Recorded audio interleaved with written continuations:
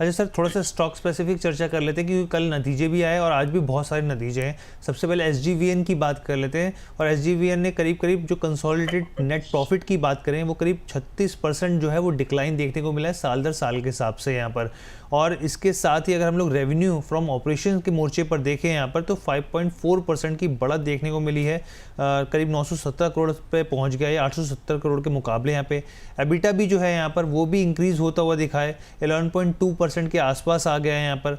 Operating margin भी जो है सर वो भी यहाँ पर जो है कि इम्प्रूव्ड हुआ है, हालांकि स्लाइटली सा हुआ है लेकिन इम्प्रूवमेंट यहाँ पर देखने को मिली है। और ख़ास तौर पे रिन्यूएबल एनर्जी जो है जिसमें विंड सोलर पावर कंट्रीब्यूशन है सर साल दर साल के हिसाब से ये डबल हो गया है। पहले 55 करोड़ के आसपास था, अब 115 करोड़ के आसपास हो गया। और बहुत सारे ऐसी इससे जुड़ी चीज़ें हैं। लेकिन सर आपकी एसजीवीएन पे क्या सलाह रहेगी, क्या करना चाहिए निवेशकों को? बहुत समय से एक दायरे में फंसा हुआ है ये स्टॉक। ठीक है, एसजीवीएन एक पावर जनरेशन कंपनी है, गवर्नमेंट कंपनी है, नवरत्न स्टेटस प्राप्त है इस कंपनी को। और हिमाचल प्रदेश स्टेट के अंदर ये मेजरली ऑपरेट करते हैं अपना, जस्ट लाइक एनएचपीसी इसी तरीके से इनका बिजनेस मॉडल है समवॉट। और हाइड्रो प्रोजेक्ट्स में भी इस समय काफ़ी अच्छा ये लोग परफॉर्म कर रहे हैं। ओवरऑल आपने सही कहा, पिछले एक लंबे समय से ये एक रेंज में फंसा हुआ है। और ये ज़्यादातर हम जो पावर कंपनीज हैं उनके अंदर इस प्रकार का भी मूवमेंट देख रहे हैं। इसकी एक मुख्य वजह ये भी है कि पिछले 2 सालों के अंदर इनमें खासी तेजी आई है और स्टॉक के अंदर मल्टीफोल्ड रिटर्न्स दिए हैं। हमें याद रखना चाहिए कि साल 2022-23 से लेकर 24 के दौर में 30 रुपए से चलता हुआ ये शेयर 150 रुपए के भाव, यानी कि ऑलमोस्ट 5 टाइम्स से ऊपर के रिटर्न्स इसने दिए थे। और उसके बाद एक अच्छे रिट्रेसमेंट के बाद अब ये कंसोलिडेट होता दिखाई दे रहा है। मैं निवेशकों को सलाह दूंगा कि अपनी पोजीशन को होल्ड रखें। Nothing going on is bad, ये केवल एक कंसोलिडेशन फेज है। Just I think in next 1 और 2 क्वार्टर्स आपको इसके अंदर एक वापसी, एक अपमूव आता हुआ दिखाई दे।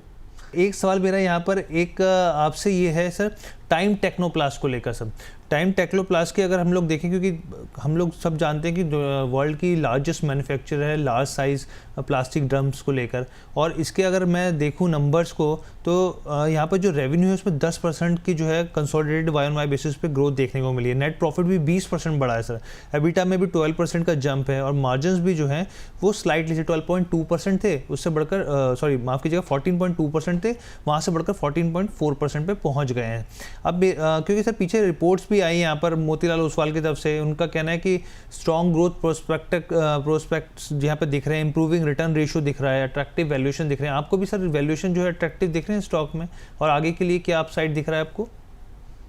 नो डाउट हर्ष, ये कुछ ऐसे प्लास्टिक मैन्युफैक्चरिंग कंपनीज में से है जो बहुत ही फेयरली वैल्यूड है। केवल 26 के प्राइस टू अर्निंग पे ये कंपनी ट्रेड कर रही है। जिस तरीके से इसका बिजनेस मॉडल है काफ़ी रोबस्ट है। कंपनी एक रेगुलर प्रॉफिट में चलने वाली कंपनी है। क्वार्टर दर क्वार्टर, साल दर साल अगर हम इसकी ग्रोथ की बात करेंगे तो बहुत ही अच्छा रेवेन्यू पोस्ट किया है।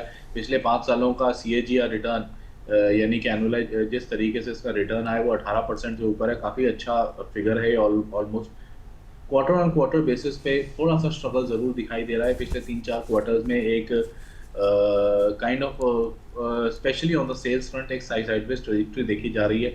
लेकिन जिस तरीके से इसके प्रॉफिट मार्जिन 13 से 15% के बीच में मेंटेन्ड है, ये हेल्दी फिगर्स हैं। आई थिंक अगर हम थोड़ा सा समय दें इसे, 3 से 4 क्वार्टर्स और दे दें तो एक अच्छे रिटर्न निकल कर आएंगे। क्योंकि ऑन एन ईयरली बेसिस देखा जाए तो अच्छा खासा इसने रिटर्न पोस्ट किया है। 10% से ऊपर का ऑन एन एनुअल बेसिस का क्लोज टू इसका रिटर्न आया है। पैट फिगर्स भी अच्छे रीजनेबल हैं। ट्रेलिंग 12 मंथ्स भी अगर हम फिगर्स को स्टडी करेंगे तो वो एक अच्छा पॉजिटिविटी इंडिकेट कर रहे हैं। साथ ही साथ में अगर हम इसके चार्ट फॉर्मेशंस को भी ध्यान देंगे तो पिछले कुछ समय से 440 से 480 की रेंज में ट्रेड कर रहा है। ब्रेकआउट अवेटेड है, जैसे ही ब्रेकआउट आएगा 550 से 550 की रेंज में ये शेयर आपको कुछ ही समय में दिखाई देगा। तो आई थिंक इसे होल्ड करना चाहिए।